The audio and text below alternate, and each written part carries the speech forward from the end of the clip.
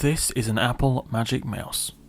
Some people love it, some people hate it, but it truly is a magic mouse. So why is it magic? Well, first of all, it fits in the palm of your hand perfectly, and is really comfortable to move around. The second thing is it's a mouse, so it actually works. The third thing is you can do cool gestures like scrolling by just touching on the top of the mouse. Pretty cool, right? And this works too, like a traditional mouse and a scroll wheel. It also works with Apple's multi-gestures, so you can look at all the applications with 2 taps.